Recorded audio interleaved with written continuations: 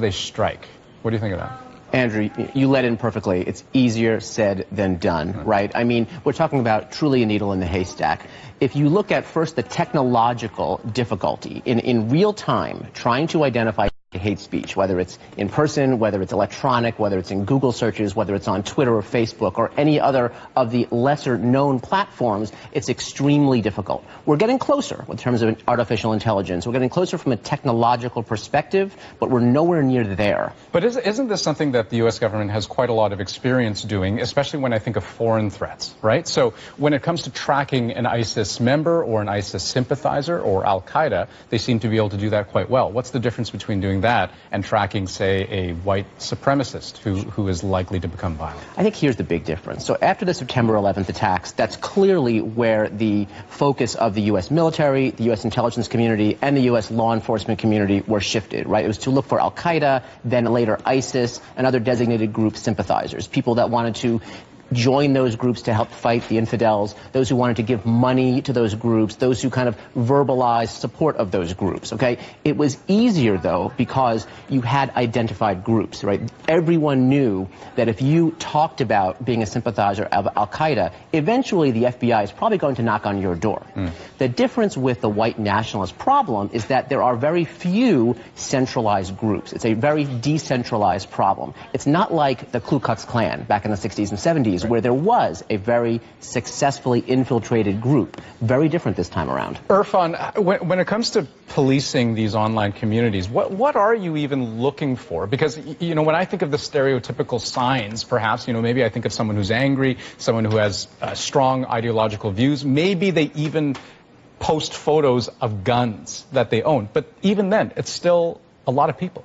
I think the biggest challenge, and you'll hear tech companies say this quite a bit, is, you know, you need still to have, it doesn't matter, there's no real threshold or element that can kind of put a commonality around these individuals or actors, but there has to be some kind of trigger, right? And I think that's the key piece. Is you never know when someone is going to be, you know, impacted by some kind of comment or tweet or something, and then is going to impact them to an offline act of violence. And so, you know, the example, even with the Quebec mosque shooter, it was, you know, a tweet from the Prime Minister that was the ultimate, you know, straw on the camel's back, so to speak, that led him to his act of violence. But previous postings alluding to what you had just even mentioned didn't really raise any alarm bells because there wasn't any contextual, you know, awareness there for it to be raised as a concern. And I think the other layer, too, you're hearing more and more stories of people even raising some concerns to law enforcement, and either it's not taken as seriously as the individual reporting hopes it would be, or because the information to be sifted through is so voluminous, it does become a very, very strong challenge from like a resource perspective. Right, and Jane, even the kind of language that's being used has changed, right? It's not always so overt as people talking about shooting and killing and death. The language has changed to talking about invasions, talking about globalists taking over. I mean, and you think of the fact that the U.S. president himself has used those types of words. How, I mean, what tech company is positioned to, you know, with a sophisticated enough algorithm to sort through all of that and to weed out the good from the bad? It's a very difficult problem, and I think it's important to remember that the level of moderation that's required right now and the level of oversight that's required of these companies is huge. 2 billion users are on Facebook globally, and so to look at the individual threats, it's a huge undertaking that has never been done before. But I think that when we look at these issues on platforms, especially from the point of view of how it can become a sort of a self-perpetuating issue, we need to look at this systemically. So white nationalism and hate speech is not necessarily an isolated problem. It is a problem that also feeds into disinformation, and disinformation is a problem that feeds into the way our data is collected, the way our data is treated. So if we look at white nationalism as an issue on social media platforms, we can't look only at that. You know, when we look at the outcome of today's forum, I mean, the U.S. Deputy Press Secretary seems to be putting the onus on these social media and tech companies to find a way to police itself. Joe, are authorities better positioned to do the policing in this case? I mean, can you expect tech companies to be able to do the job all on their own?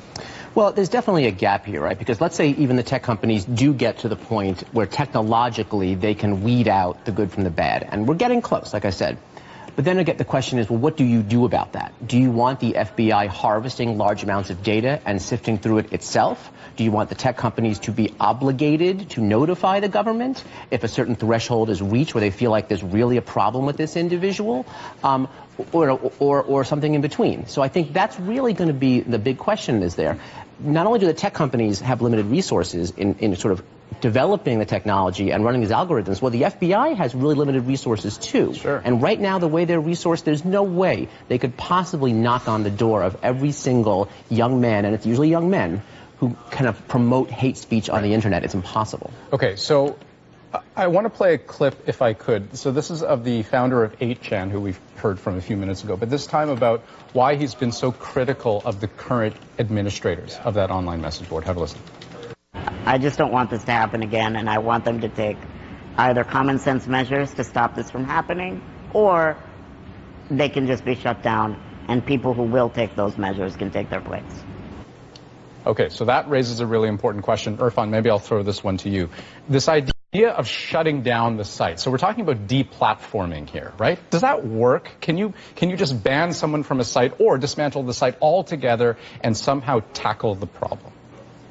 I think there's symbolic, let's say, power and value in terms of trying to deplatform something, as we're seeing with even the comment there around 8chan. But I think the challenge becomes is, you'll just probably have another variation come forward where people will gravitate to. And it's really interesting because even when you see how 8chan was initially even created was because of, protests and concerns that, 4chan, the previous variation or connection point, I guess you could say, was moderating content during the time of the Gamergate dispute. And so it's really interesting that 8chan was created and spurred out of that same kind of ontology around, freedom of expression, freedom of speech. So if it's going to be deplatformed in that context, I think there's symbolic value in terms of showcasing where you can try to flex that muscle, so to speak. Right. But I think it's going to show up somewhere else regardless. And Jane, what are your thoughts on this issue? Because it's a big one, right? And when you think about playing this game of whack-a-mole, I mean, one of the other consequences is that you just make the mole angrier, right? I mean, if you think of Milo Yiannopoulos, right? You think of Diamond and Silk. You think of Alex Jones, people who have been deplatformed in various ways. What happened? I mean, they became martyrs, their followers became angrier, and what did we really accomplish in the end? Well, I do think that we accomplished a lot, and I think that when we talk about deplatforming, what we're really talking about is an access to an audience. So what the large mainstream platform are providing, the Instagrams, the Twitters, the Facebooks of the world, is access to an unlimited public audience that can find you through a search bar very easily.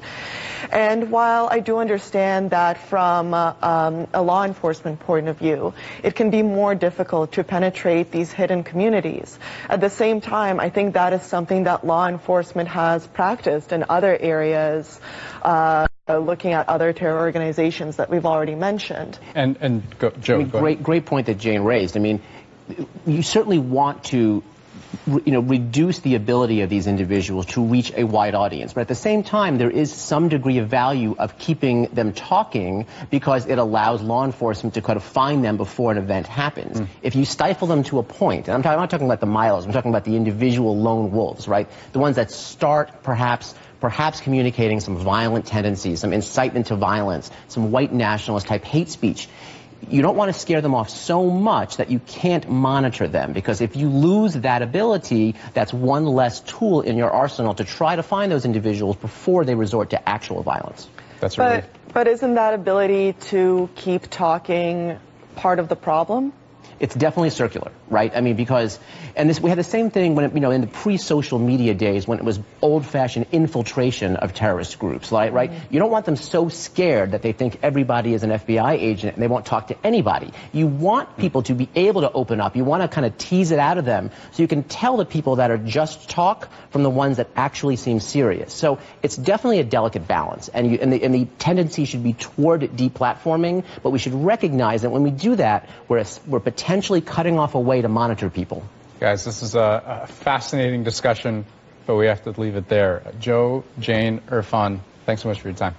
Thank you. Thank you. It was fascinating. Still ahead.